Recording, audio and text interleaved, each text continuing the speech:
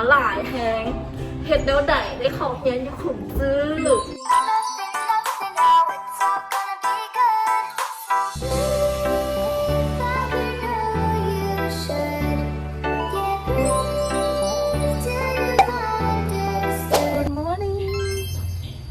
วันนี้เราสิมาถ่ายบล็อก One Day with Me ตอนเช้าเสียงก็อาจจะแหบๆหน่อยนึงเพราะว่าหากระตื่นเนาะวันนี้เรากระตื่น6 โมงครึ่งแน่นอนออกจากเตียง7 โมงเดี๋ยวนี้ก็พอดี7 โมงครึ่งเขากำลังจะไปโรงเรียนกันเดี๋ยวไปกันเลย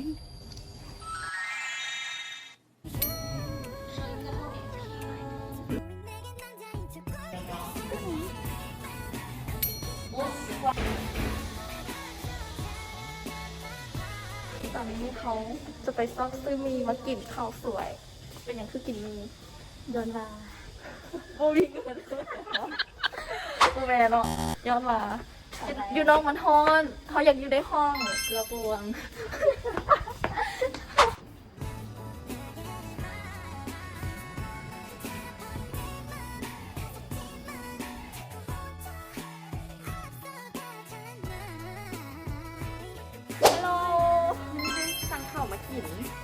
ตอนแรกเขาว่าสิกินมีแต่ว่ายูเห็นบุมนี่สั่งเขามากินดีกว่าเขากินผัดขี้เมาเส้นมีไวๆการกินหยังไม่เขากินกะเพราหมูน่าอีกนะน่าอีฟกินน้ำเพื่อนจี้กินหยังกินข้าวเปล่าอาหารวางเอาไปอาหารวางต้นหุ่นตู้หนีเด้ตู้หนีเด้อีหมูปิ้งหมูนะโซดูโซมีน่ากินปิ้งกะลาเค้กเบิ่งแต่มือนี่ก็นี่ใส่จะไปกินปุ๊บไปกินเลยตอนเรียนตอนสวยเรียนตอนสวยเลยสวยไปมือหักจ้ะคือได้ทำไปมือหักอันนี้รวมได้ลองก่อนเลยผักโอเค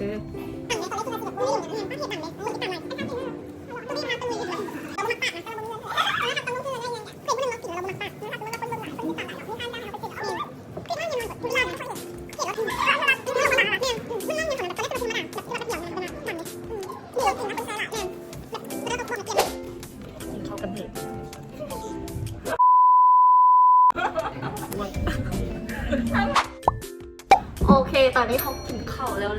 เดี๋ยวเขาจะมาเมาท์มอยกันหน่อยนึงกับสาวๆ4 คนให้ทุกคนแนะนำตัวก่อนอ่ะเริ่มจากสบายเนาะซิตูมีเด้อแล้วก็ไม่อยากอีกเป็นคนมาแต่ไสเป็นคนมาแต่อุดมไซเดอร์มาแต่เมืองแบงสาวเมืองแบงโอเคคนนี้จีเด้อคือนครหลวงเลยไอจีตรึ้งโอ้เขาอยู่นครหลวงเลยจ้ะเดี๋ยวเขาอันนี้เป็นซื้อลาวเนาะเขาต้องเล่าซื้อจีบเพราะว่าเรียนดูเรียนจีบอันนี้หลวงนะอันนี้เป็นตู้นี้我生日尴尬啦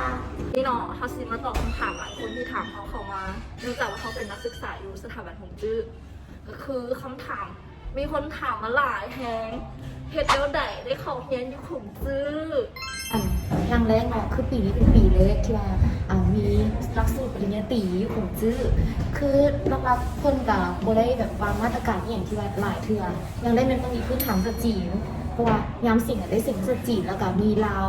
อังกฤษแต่ว่าส่วนหลายที่เนี่ยเขาจะเป็นนี่หนักภาษาจีนหลายคนภาษาลาวส่วนหนึ่งภาษาอังกฤษก็ส่วนหนึ่งก็ขึ้นนำกับว่าคะแนนเขารวมออกมามันจะได้ต่ำเป้าแม่จะได้ต่ำเป้าเพราะว่าตัวเองก็จะคัดเลือก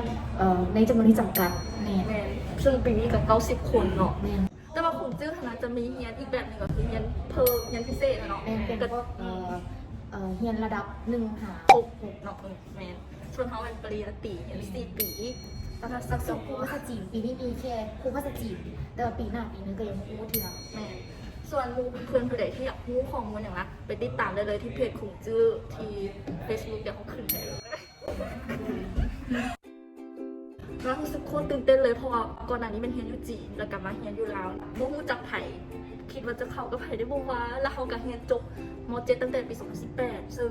คิดว่าน่าจะเท่าหลายแล้วต้องได้มาเจอกับรุ่นน้องปีนึงแต่ว่าคนไปจีนบ่เลย มาเจอกับหมู่ อ๋อสำหรับเขาเองเนาะกะถ้าไม่กัดตื่นเต้นได้เนาะบอกแต่ก่อนท่านนะเฮียนนำอาจารย์คนลาวเรียนภาษาจีนกับโบแข็งแล้วก็คิดหลายทั้งแหละใช่ไหมเฮียนนำคนจีนอหย่างนั้นเนาะกะกดดันอยู่พอสมควร แต่กะเข้ามาเฮียนแล้วกะแบบก็มีแนะนำมีอย่างกะถามคนนั่งทำเอาเนาะ คนหน้าห้อง ตอนแรกอะย่านว่าเสียอายุหลายคนดูด้วยกันไปเรียนจีนมาได้ครึ่งปีก็เจอโควิดแล้วก็เปมาจนเพราะว่าปีนี้ อันนี้ก็เห็นน้ำกันแต่น้อยก็เลยแบบลงกันแล้วบอกว่าเสียจังไหนเพราะว่ามันก็ค้าโควิดแน่อย่างสินะพอดีเห็นประกาศของจื้อก็เลยตัดสินใจมาเข้ามาเซ็งก็เลยไปเซ็งติดเอาซื่อๆมัน หลายพัน อันแล้วหลายคนก็เรียนจีนมาก่อนแน่บางคนก็เคยเรียนจีนมาอย่างมาเขาเจ้าก็เก่งหลายคนเขาก็บ่คิดว่าสิติด1ใน90วันนี้รู้สึกว่ายันได้ข้อมูลหลายกว่าที่ผ่านมันเลยเนี่ย แม่ อาจารย์สอนดีกว่าอาจารย์เป็นกันเองดูเขาแน่แล้วกับจะตื่นเต้นว่าอย่างไรเวลาทำเราคิดเขาอย่างเราเป็นต้องเป็นว่าง่ายเงา เวลาเว้าเหมือนเสียงก็อาจจะไม่ได้ชัดเจนหลาย แต่ว่ามาอยู่นี่รู้สึกว่าแบบอาจารย์สอนละเอียด แล้วก็ที่ในเขาแบบได้พูดเทคนิคในการออกเสียงหลายขึ้น แม่ ก็อาจจะเก่งกว่าเรียนแม่นเพราะว่าเพิ่นคนจีนคือจีนตามเขารู้กันว่าเพิ่นก็จะมีกฎระเบียบของเพิ่นมาเรียนก็ต้องได้มาเรียนทุกๆมื้อ ทุกๆมื้อถ้าขาดแบบ ขั้น ตายเลย เก็บบทเรียนว่าทัน แม่นำมาทานมาเทียนไปไรและที่สำคัญอาจารย์พูดภาษาลาวเลยเนาะ แม่นก็มีอาจารย์ สิบอกคนอาจารย์ก็บ่ได้ อันแทรกซ้อนเข้าไปในจีนหรือลาวแต่ว่า ผู้หลังจากนี้ต้องเอาเราเอง แม่น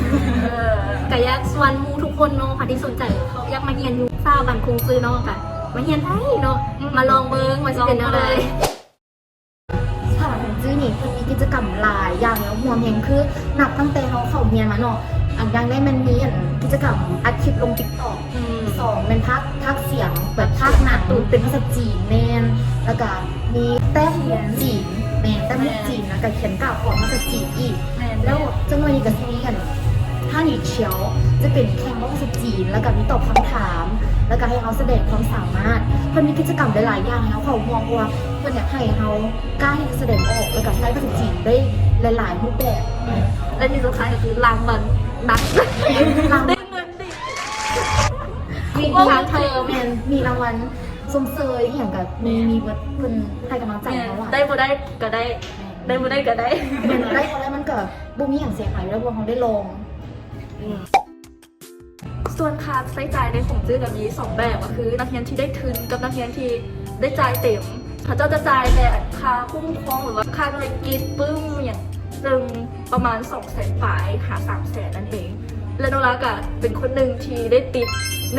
ใน9 คนกะอ๋อดีใจนะ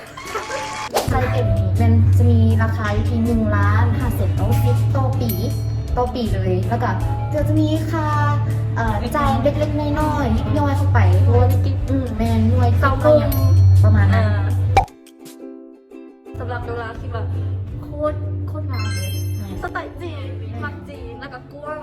คน แล้ว น้อย ก็รักษาความสะอาดได้ดี แม่ ดี เนาะ เลยสะ ดี อาด ที่สุดที่มักสุดก็คือแบบห้องน้ำ แม่ ห้องสะอา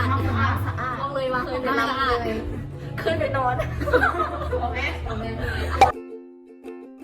ถ้าว่ามีมุ้งอาหารคือสิดี แมน ขาดอย่างเดียวทำอะไร แต่ก็บ่เป็นอย่างเนาะห้องอาหารเขาไปกินอยู่ แมนอยู่ใกล้ๆมีหลาย อยู่ แล้ว หลา ก็ ยเรียน อัน หลาย นี้ชื่อกับอยู่ใกล้กับมอทอนี่ใกล้กับตลาดเขียดลูกแบบโอเคเลย แม่ พวกนี้ ตึงจะเหมาะกับการเพิ่มน้ำหนัก เดี๋ยวเด้อทุกคนนี่ตู้หนีเจออุบัติเหตุต่อเจ้าเราอ๋อก็คือแบบหิวข้าวเนาะหิวข้าวเลยอ๋อกะเริ่มกินฮาขี่รถไปตลาดเขตเฮ้ยมาเซาได้หันมาขอโรงเรียนประมาณ7 โมงสิไปนี่แหละแล้วก็หิวข้าวแห้งมาเนี่ยขี่รถไปตลาดเขตหัวเราตลาดเขตหันขี่ไปหัวละจอดบนจอดรถแล้ววันนี้ไปตัดสัญญาณเนาะที่เข้าปักหัวหันนะกะห้างบุกไก่เนาะกะห้างที่เลี้ยวเข้าไปตัดสัญญาณแล้วเนาะอยู่ๆกะมีรถคันนึงแซงกว่าไปกันเลย ตั้งรักมาทันกันเลยโลภเลยเสียรักเลยดีกับพวกเป็นอย่างแต่บุญหลายแม่แต่ฉันตัวเป็นอย่างดอกมันจะลดเป็นแม่ขี่รถตอนเช้าแล้วคนขี่โคตรไวอันนี้กับรถใหญ่แล้วก็แบบอันนี้ก็ตลอดเกือบฉะนั้นทุกคนไปใส่กันระมัดเด้อบ๊ายบาย ซึ่งรายละเอียดเบื้องต้นเขาก็ได้เล่าไปแล้วสำหรับผู้คนผู้ใดที่ไม่เข้าใจอย่างหรือว่าอยากพูดอย่างเพิ่มนะสามารถแสดถามพวกเขาได้เนาะเดี๋ยวเขาสิไปหอสมุดก่อนแล้วเขาไปเจอกันที่หอสมุดเลยบ๊ายบาย โลทุกคน เพราะว่าเขาสิไปห้องสมุดแต่ว่าห้องสมุดปิดก่อ ก็ น เลยต้องเปลี่ยนบอลไป ซึ่งเขาจะไปกินพอดีเดี๋ยวนี้จังโมงละ ทั้งหมดประมาณ2 โมง 3 3 ก็เลิกเรียนเมียงแล้วแหละ แล้วเขาก็สิไปกินข้าวปุ้นเจ้าคีเดี๋ยวเขาไปเจอกัน บรรยากาศเฮอร์เบิร์ แมนเดี๋ยวเขาไปเจอกันอยู่ห้างข้าวปุ้นเลยไปเดี๋ยวนี้เขาอยู่ห้างข้าวปุ้นเจ้าคี แต่อาหารยัง อาหารยังโงมายังถ่ายอยู่ สร้างแล้วทางเป็นนึงเนาะเดี๋ยวอาหารกำลังกินเบาๆ2 คน 2 คนมาข้าวปุ้นเจ้าคีหลายบอก กะน้ำหนักก็ได้ มากินตลอดแล้วก็2 คนเขา แล้วเรามันแซ่บเนาะมันเข้มข้น ไม่คอนฟอน อ๋อ อะไรไล่ก็แบบ เดี๋ยวจะเมื่ออาหารมาแล้วจะถ่ายพอดี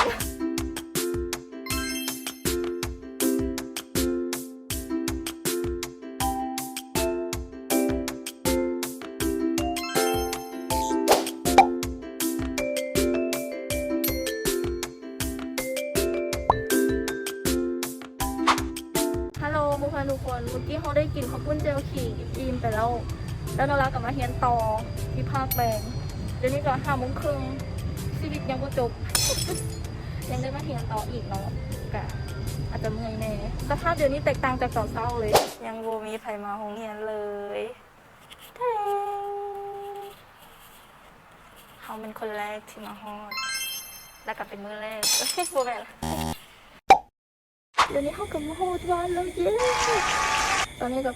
8:30เลิกงานหาฮอดบ้านสภาพไร้วิญญาณ เดี๋ยวเขาสิไปอาบน้ำนอนต้องเฮ็ดเวรบ้านกันเฮ็ดเวรบ้านอาบน้ำนอน วันเดย์วิกมีในมื้อนี้ก็อาจจะมีสาระแดงหรือว่าบ่มี ก็อาจจะมีได้แหละหน่อยนึงสำหรับผู้คนผู้ใดที่อยากให้เฮ็ดวิดีโอท้าทวงเฮียน หรือว่าลงกับหมูให้หลักกว่านี้หรือ Q&A ไม่อย่างกับว่าไปว่ามา